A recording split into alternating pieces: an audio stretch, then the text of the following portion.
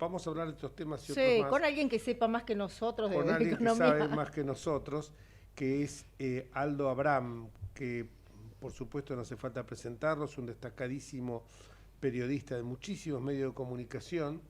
Lo he leído tantas veces Es que a veces economista, hasta obvio. me pierdo, economista desde luego, pero me pierdo en algunos lugares donde creo que lo he escuchado, lo he visto también, lo he leído también de alguna publicación uruguaya, creo que Búsqueda o alguna, ahora se lo vamos a preguntar también. Buenas tardes, Aldo Abraham, ¿cómo te va? Jorge Enríquez, María Luján Batallán, te saludamos acá por AM 1220.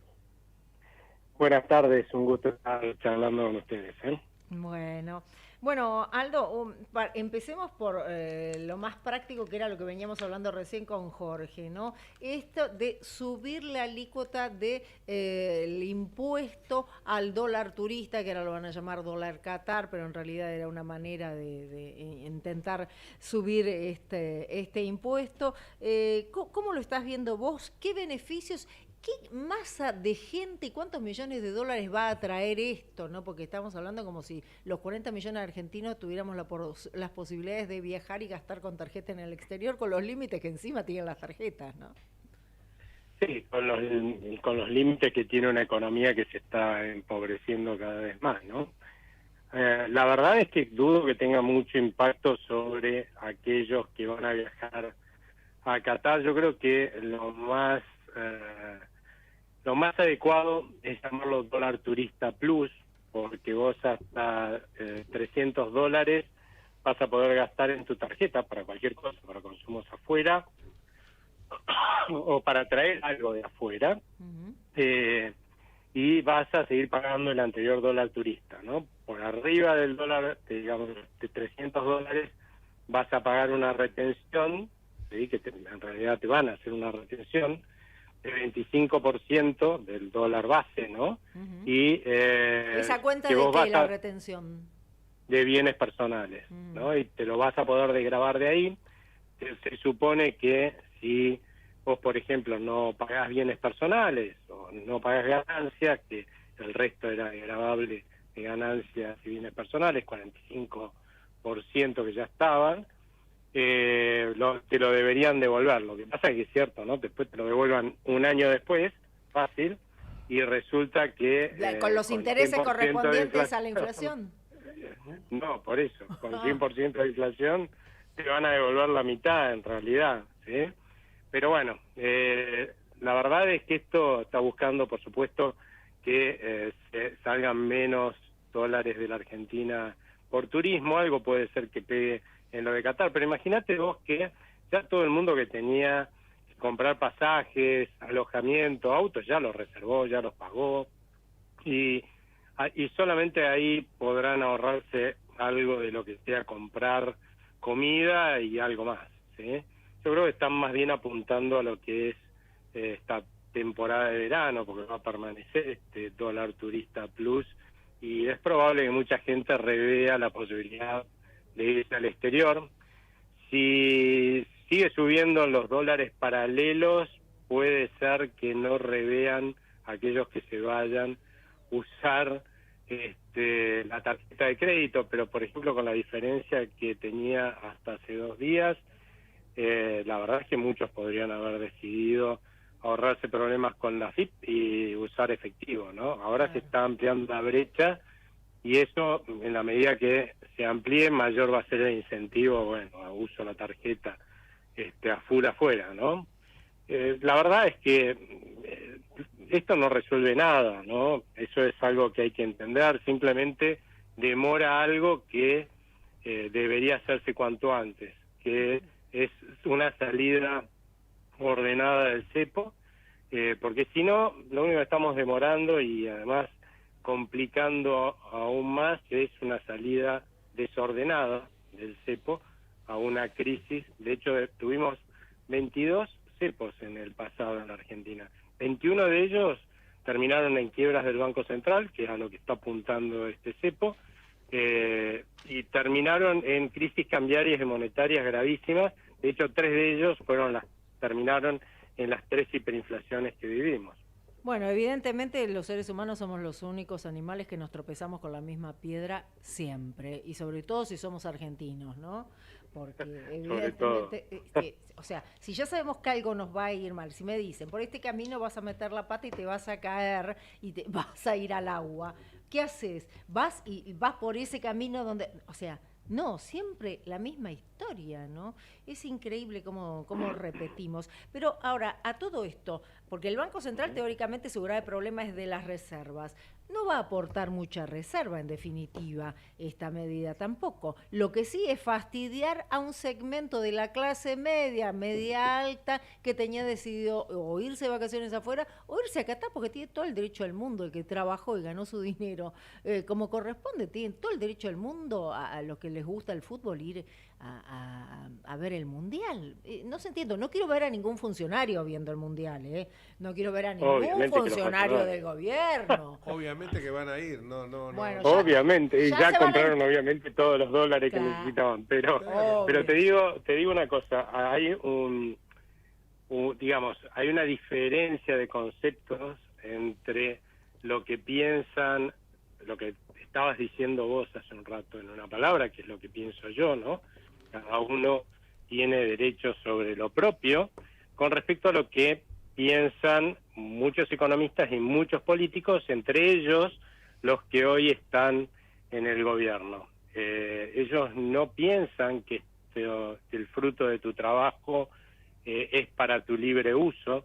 Ellos piensan, por ejemplo, que un exportador, cuando exportan, los dólares son del país, ¿sí? No son de ese señor exportador que hizo el esfuerzo, invirtió, fue un montón de viajes a ver qué era lo que necesitaban esos señores del otro lado, hizo el producto para poder vendérselo, después lo marketineó, ¿no? Un esfuerzo y una cantidad de dinero fenomenal, ¿sí? Para vender eso en el exterior. No es de él el dólar que trajo, es de la Argentina, de la sociedad. No es la inversión de la persona que lo hace, no es el ahorro de aquel que se sacrifica y deja de consumir y es un sacrificio dejar de consumir, se podría hacerlo hoy, para prever algo negativo que pueda pasarle a la familia en el futuro, o para comprar algo, para algún beneficio, darle a su familia a futuro. No, eso es todo de la sociedad, según ellos, y como se supone que vos lo votaste, según su pensamiento, ¿no? Para administrar aquellos que es de la sociedad argentina, ellos pueden decidir sobre todas las cosas que son tuyas, que es lo que está pasando, si te pones a pensar, efectivamente en la Argentina, y no solamente en términos de si vas a poder comprar dólares o no, si vas a poder invertir o no, en qué podés ahorrar o no, cuánto te van a pagar por eso que vos querés ahorrar, ¿sí? Y de hecho hay en la Argentina más de 67.000 regulaciones que fueron poniendo nuestros iluminados burócratas, que piensan que ellos saben mejor que vos, que yo, que los señores que se levantan toda la mañana, salen a su trabajo a hacer el mejor esfuerzo posible para ganarse el pan, ¿sí? Como empleados o como empresarios o manejando un negocio. Ellos saben mucho más cómo hacer que tu trabajo se haga mejor. Por eso hay más de 67.000 regulaciones que nos dicen que Repetí, por favor, el número. hay más de 67.000 regulaciones. Sé que son más, pero no sé cuántas más, porque no las pudieron terminar de contar. Pero No, es que te ya perdés. es un número Ya poco cuando, absurdo. ya cuando yo digo que tenemos 177 impuestos nacionales, municipales y provinciales, la gente, cuando yo digo ese número, me dice, acláramelo. No, mirá, es muy fácil. Te lo empiezo a contar y te empiezo. Yo siempre digo lo mismo. Yo tengo un departamento en la costa, en Pinamar, y un día vi que decía tasa de cementerio, pero si acá mis huesos no van a venir a descansar. Yo tengo una parcela en un cementerio privado en el Gran Buenos Aires.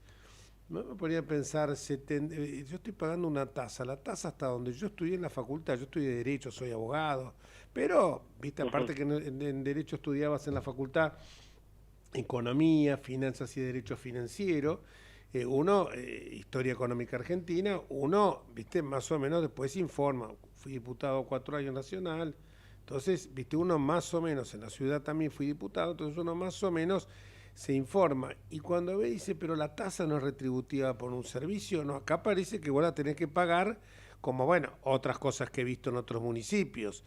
Tasa por carnaval, tasa por carnaval, esto ya es una cosa desopilante, porque si yo no voy a disfrazarme ni voy a hacer una murga, ¿por qué? No, porque esto es para todo el pueblo, sí, a lo mejor algún día. Pero cuando uno ve todo esto, a ver, yo lo que me desespera es que yo, los años que fui diputado en Nacional, y soy de Juntos por el Cambio, no. Nunca tuve nada que ver con el peronismo. Creo que es la gran desgracia que tuvimos nosotros nació hace 70 años con el peronismo, un poco más. Pero lo que yo digo es lo siguiente. Estos vagos populistas, estos, por decirlo de alguna manera, para ser suave, estos vagos populistas, estas nubes así gaseosas que inundan a veces los recintos, no son exclusividad, y acá hago el mea culpa, del peronismo. Porque el vago populista flota y de repente, la vez pasada Cornejo mismo lo dijo, a veces yo me quedo asombrado que hasta en mi propia fuerza política hay cosas que no se ven y que uno, no, ¿para cómo vas a tocar esto? Pero ¿sabes lo que ocurre? Son 70 años haciendo lo mismo y así no fue. Y cada vez vamos más en picada. Entonces hay en algún momento que hay que hay que poner una bisagra a la historia, como decía Alfonsín. No puede ser que Alfonsín en el año 85 haya hablado de economía de guerra y su propio partido no se lo creyó. Y siguió así, vino la hiperinflación. Y pasó con todos los gobiernos. ¿Vos no crees que hoy una solución podría ser ir a un sistema bimonetarista? El Uruguay lo tiene. Y le va muy bien. Vos vas a poder pagar el Uruguay con dólares o comprar tu uruguaya. Están los precios en muchos lugares con las dos monedas. Sí, es la realidad. Y yo creo que de esa manera sinceramos todo y no tenemos más estos 15 o 20, ya no sé cuántos dólares tenemos, tipo de cambio tenemos. Si no contás, digamos, las variaciones que hacen con las retenciones, hay 16 tipos de cambio, y si después viste todas esas variaciones que le sacan también las retenciones, de las 10. Te está yendo, Aldo, a ver si te estoy perdiendo. Ahí está. Que son 16, sin hacer las variaciones estas que a veces hacen con los retenciones, que dicen, bueno, si le sacamos las retenciones al maíz, bueno, se da $1 maíz, bueno, si se hiciera eso, hay como 44. Y ya hemos entrado en una modalidad, más allá de los partidos, lamentablemente, en la cual se aprueban impuestos, se sancionan impuestos transitorios, que después quedan como permanentes, porque como todo el mundo quiere seguir gastando, ¿sí? Nadie los quiere eliminar. Y vos sabés que justo hoy sacó un informe la fundación que dirijo, que es Libertad y Progreso, y que muestra que de los impuestos que recibe el Estado Nacional, casi la mitad de lo que recibe recauda es de impuestos transitorios que se renuevan permanentemente y que han sido en su momento sancionados como de emergencia, ¿no?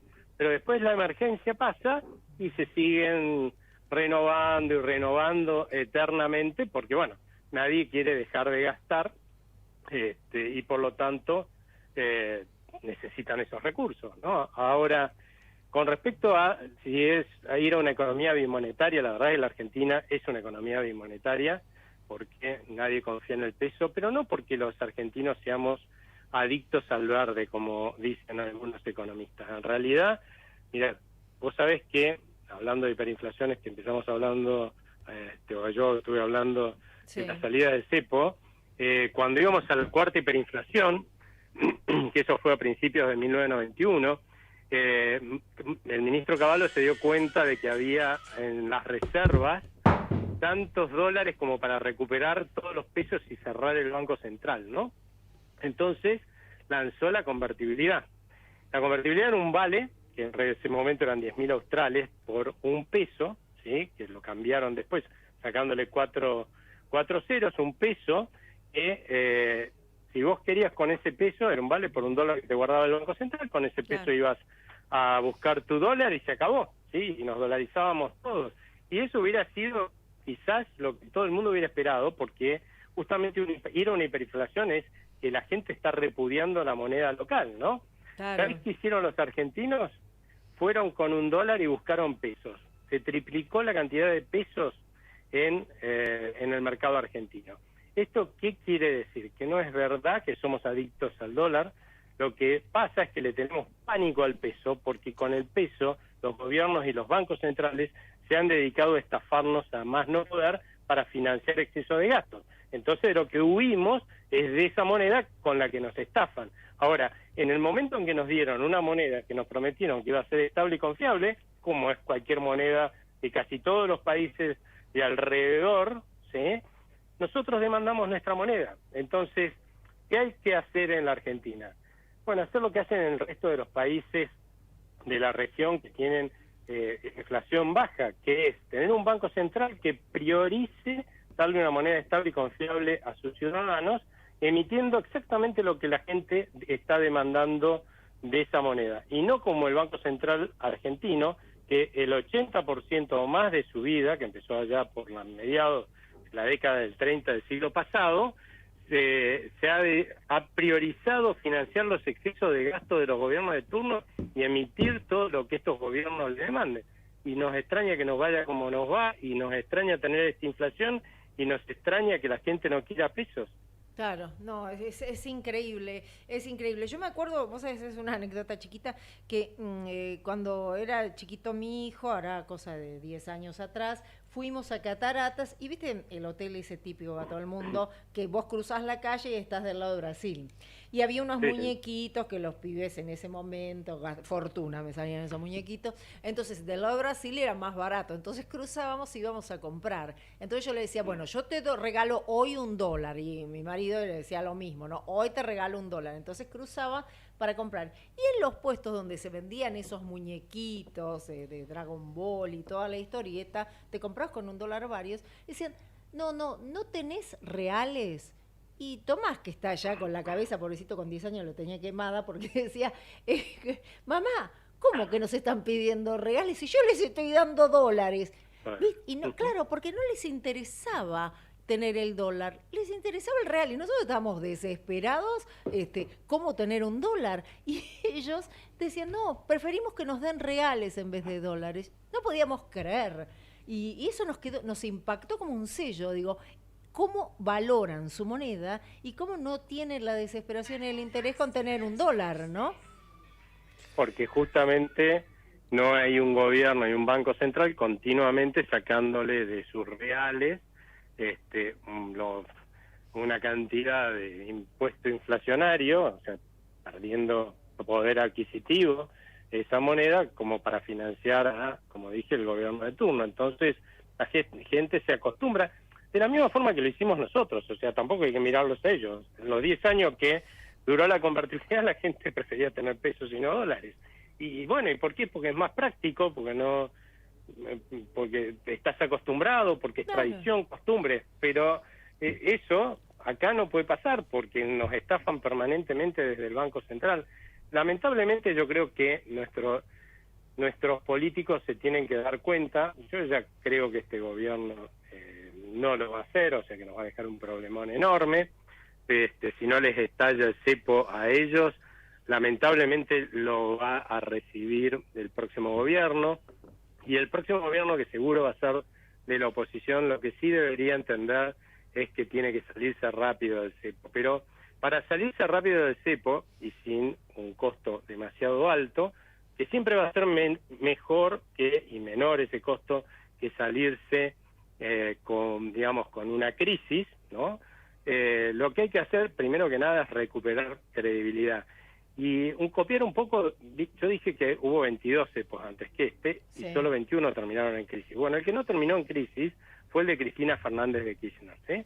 ¿Por qué? Porque entró un nuevo gobierno, Cambiemos, que consideraba que había que salir rápido del cepo, menos mal, porque hubiéramos ido a los pocos meses una crisis, y dijo, bueno, vamos a resolver los problemas de fondo de la Argentina, esos que no nos dejan ser un país normal, lanzó esto, la gente le creyó, ¿no? Los argentinos y los extranjeros, y después pudieron salir a los pocos días de una forma bastante ordenada y muy bien, de hecho, del cepo. Lamentablemente, ¿sí? Después, bueno, no cumplieron la promesa. En 2018 todo el mundo dijo, este no va a ser nunca así un país normal, y empezó a sacar sus ahorros e inversiones de la Argentina. Pero la realidad es que ya sabemos cómo salir ordenadamente de un cepo, y además también lo que sabemos es que tenemos que cumplir la promesa para no ir a otra crisis. Digamos, claro. ¿no? Y eso es lo que tiene que aprender cualquier político que esté en el próximo gobierno, que apenas entre al poder, lo primero que tiene que lanzar es un plan de reformas estructurales integral, por lo menos las más urgentes, que tienen que ver con reforma del Estado, reforma impositiva, desregulación y reforma laboral, y empezar a dar los pasos en ese sentido y salirse de cepo cuanto antes, porque si no, lamentablemente, yo creo que esta vez no tienen 2 años como tuvo el gobierno de Cambiemos. Yo creo que son 6 meses y algo más, con muchísima suerte. No, yo diciendo totalmente, no tiene, Macri los pone en su libro, tiene horas para poder resolver los temas. Es lo que pasa, el Estado nuestro se financia con retenciones, con impuestos internos, con el ANSES, y eso ya no va más. El Estado nuestro se financia con inflación, y eso no va más. Y tenemos que hacernos cargo. Yo la voté en contra, la malhadada ley de alquileres, pero desde la ley de Alfonsín, la 23091, hasta la ley de alquileres que se sancionó hace más de 40 años, o 30 y pico de años, el mercado locativo no tenía sobresaltos, ni inquilinos, ni propietarios, ni desarrolladores inmobiliarios, ni corredores inmobiliarios. Hoy, ¿qué es lo que está pasando? Una malhadada ley, que te repito, un grupo de diputados de Juntos por el Cambio en ese momento nos rebelamos, venía no directamente de Mauricio Macri, fue una obra de un secretario que se creyó con bastantes atributos para hacerlo, porque Mauricio Macri, cuando se enteró, dijo, por supuesto que había que votarla en contra. Fue en las postrimerías del gobierno nuestro, el 19, ¿no? Pero vos cuando ves esa ley, el daño que hizo, y después enseguida el peronismo se la apropió y perversamente la mejoró, por así decirlo. El resultado perjudicó más a los inquilinos que a los propietarios. Eso es lo que uno tiene que evitar ahora, como por ejemplo también de que llegar al gobierno y por más reclamos que haya, y bueno, el Estado tiene que tener el monopolio de la fuerza. Esto hay que tenerlo clarísimo, porque si no vamos a seguir dando la vuelta a la noria. Nosotros no podíamos hacer de que cada piquete fuera, como yo decía, cada piquete que nos hacen es un renglón más del presupuesto. Y esto se financia, y hay un momento, hoy todavía el Fondo Monetario, no sé cómo nos puede seguir dando, yo creo que nos dan plata todavía, porque es como el tipo que le das la plata para ver si en algún momento vas a pagar, pero el New York Times en un momento dado dijo algo que me causó mucha gracia, que decía que la Argentina era un adicto al Fondo Monetario, un adicto a solicitar préstamos, y que el dealer que tenía ese adicto a esa droga se llamaba Fondo Monetario Internacional. Y es la realidad, porque si esto no. Ahora, es algo que pasa, Aldo, yo te escucho hablar a vos, escucho hablar, bueno, a Alberto, a Agustín Echevarne, hemos trabajado juntos en Recrear, a José Luis, a Esper. Hago una diferencia con Milei por otro tema, ¿no? Pero lo escucho hablar, ahora mismo creo que va a estar en el programa más tarde José Luis, ¿no? Sí, creo que sí. Sí, bueno, y uno se escucha hablar, y una claridad ahora, ¿cómo puede ser que los inútiles que tenemos en el gobierno, no solo en este, sino no entiendan esto, no entiendan?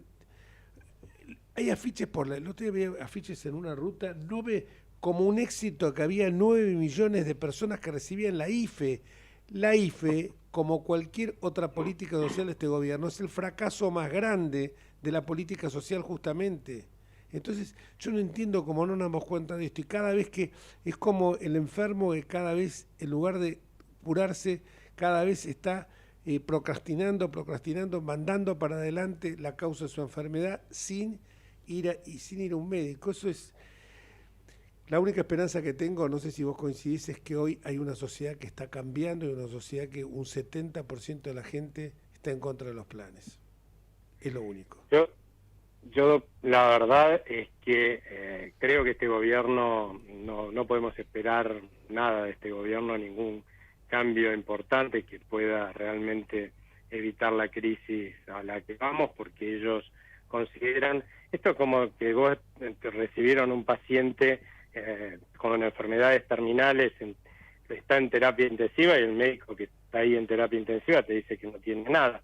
Y si no tiene nada, no hay nada para tratar, obviamente se te va a morir, ¿no es cierto? Ahora, acá la clave es que la gente, y yo creo que eso es lo que justifica lo que vos acabás de decir, que cada vez está más convencida que este paciente tiene enfermedades terminales y que hay que curarlas, y cada vez tiene mayor consenso al respecto de qué hay que hacer para curar esas enfermedades terminales. Y yo lo que veo, por otro lado, porque nosotros durante 11 años en la Fundación estuvimos haciendo un plan de gestión de gobierno, entre las cuales hay muchas cosas, educación, salud y todo eso, pero digamos están las reformas estructurales más urgentes, que son estas que te mencionaba, reforma del Estado, la regulación, reforma tributaria y reforma laboral. Y la verdad es que antes uno hablaba con los distintos espacios de la oposición y no todos coincidían en que había urgencia por un lado y la necesidad de avanzar con reformas como las que estábamos proponiendo. Hoy que seguimos haciendo esa tarea, sí, la hemos reforzado desde el año pasado y la continuamos este año, les puedo garantizar que mi optimismo está en que hay una convicción en el sentido de cuáles son las cosas que hay que hacer, lo cual es un paso interesante, saber cuál es el tratamiento que hay que darle al paciente, y por el otro lado que hay que hacerlo urgente, ¿no? Que no hay tiempo. Bien dijiste lo del libro, incluso el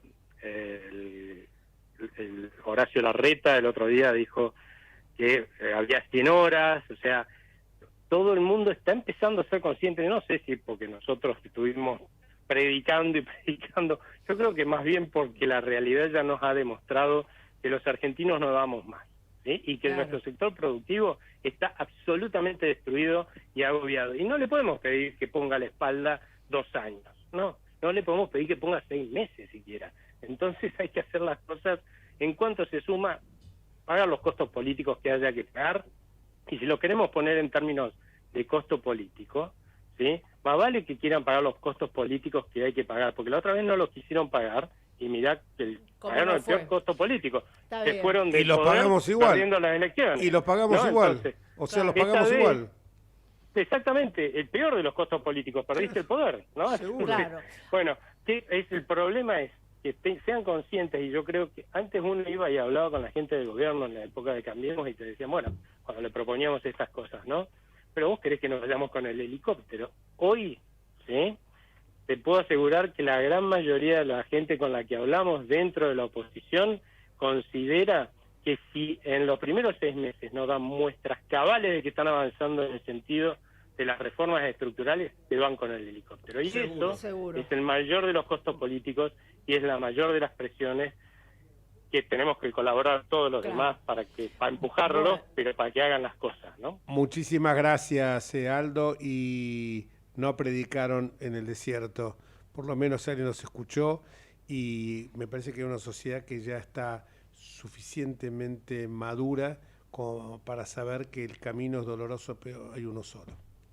Exactamente. Un fuerte abrazo y gracias. Gracias, Aldo. Muchas gracias a ustedes, que tengan buena tarde. Muy buenas tardes.